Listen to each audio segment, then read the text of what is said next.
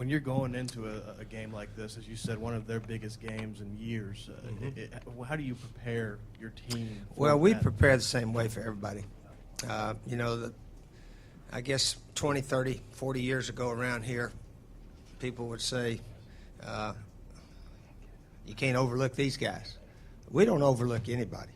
Wofford last year, we prepared for Wofford just like we did Clemson. And Wofford still almost beat us. That's because they played better than us until the fourth quarter last year. So we prepare for all of them the same. And we prepare for this one just like we did Georgia, Tennessee, whoever down the line. But we know it's going to be in a hostile environment.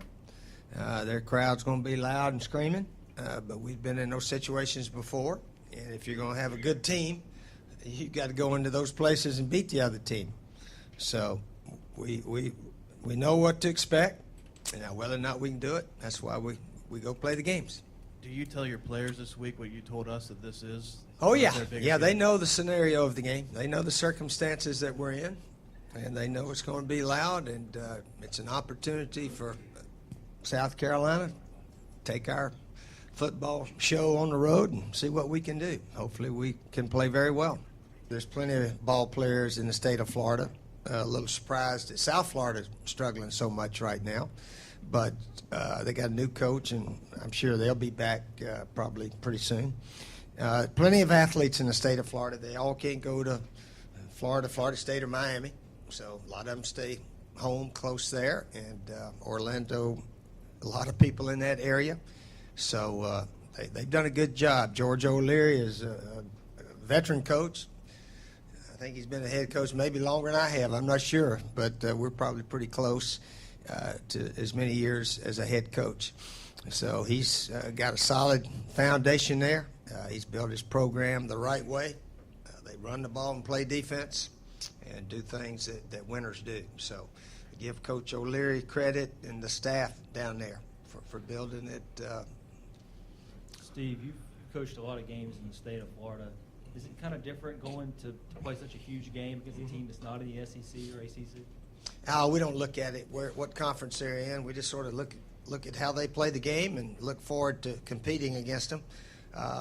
Going into Florida, I get a little extra kick maybe going into the state and competing against a team down there since I did coach a bunch of games there. But again, it's South Carolina versus Central Florida, and once the ball's kicked off, it's our team trying to beat their team and trying to get the best plays in at the right time and trying to make sure our players are prepared to play. That's all you can. O'Leary know each other much? I mean, have y'all spent much time? Yeah, I've known George, I don't know the first time I met him, probably back in the 80s and so forth. He plays a little golf, so we met at some of those bowl function golf outings and social events and so forth during the off season. Of course, we coached against him my first game here. I think he's been there 10 or 11 years now, something like that. I see him. I know him to say hello, but like most coaches, I probably talk to one or two other head coaches in the country, and that's all. Anything? This game, I mean, it's a guy who you've come up with, a guy of your generation. Is it nice for a game like this?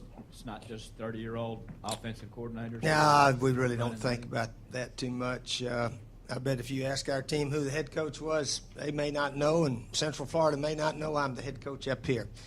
Coaches, we just try to get our players prepared for what they do, offense, defense, special teams, and let's go see how we can compete against them. Coach, it seems like Connor Shaw is playing some of the best football of his career. Is this the kind of football you thought he's playing? He can do better, but he has played very well. He takes care of the ball extremely well. I watch some of those NFL guys toss those careless interceptions, and I say our guy doesn't do that. So he's careful where he throws it, and of course his ability to run out is very helpful also.